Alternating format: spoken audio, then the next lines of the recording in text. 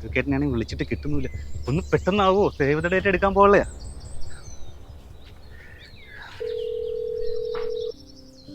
ജശാനെ എന്തു പറ്റി? അടിപൊളി. ഫെബ്രുവരി 11 അഡ്വക്കേറ്റിന്റെ കല്യാണമാണ്. അയ്യോ, ഇന്ന് വൈകിട്ട് സേവ് ദ ഡേറ്റ് ഉണ്ടല്ലേ? കൊട്ടാരക്കര 5:30-ക്കല്ലേ? ശരി, അപ്പൊ ഞാൻ ഐശ്വര്യനെ വിളിച്ചങ്ങോട്ട് വരാം. ഞാൻ ഐശ്വര്യ വിളിക്കട്ടെ കേട്ടോ.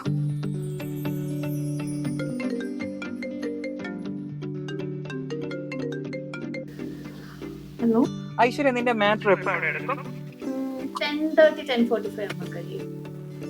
മറ്റേ ആ ക്യാമറമാൻ വിളിച്ചായിരുന്നു, അത് സേവ് ദ ഡേറ്റിന്റെ കാര്യം പറയാൻ വേണ്ടിട്ട്. ഇന്നൊരു 5:30 6-നകത്ത് നമ്മൾ ഷാർപ്പോടെ എത്തണമെന്നാ പറയുന്നത്. ഞാൻ 5:30 ആകുമ്പോൾ ഞാൻ എത്താം കേട്ടോ. ശരി, അപ്പൊ ഞാൻ ഇപ്പൊ കോളേജിലോട്ട് ഇറങ്ങുന്നു. നീ നേരെ വന്നാൽ മതി, ഞാനും അങ്ങോട്ട് വന്നോളാം.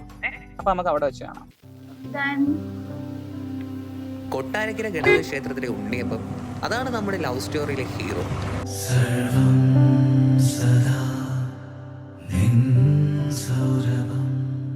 ആക്ച്വലി ഐശ്വര്യന്റെ അഡ്വക്കേറ്റ് സ്റ്റുഡന്റ് ആയിരുന്നു. ആൾ എറണാകുളത്താണ് താമസമെങ്കിലും തായ്വേര് ഫുൾ കൊട്ടാരക്കരയാണ്. ഒരു ദിവസം ഞാൻ ഐശ്വര്യയുടെ വാട്സപ്പ് സ്റ്റാറ്റസിൽ കൊട്ടാരക്കര ക്ഷേത്രത്തിന്റെ പടം കണ്ടു.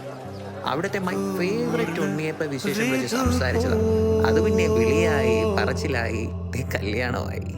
വദനം മനസോ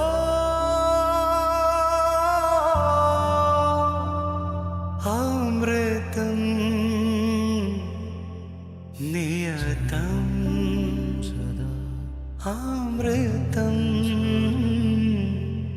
നിയതം സദാ നിൻ സൗരഭം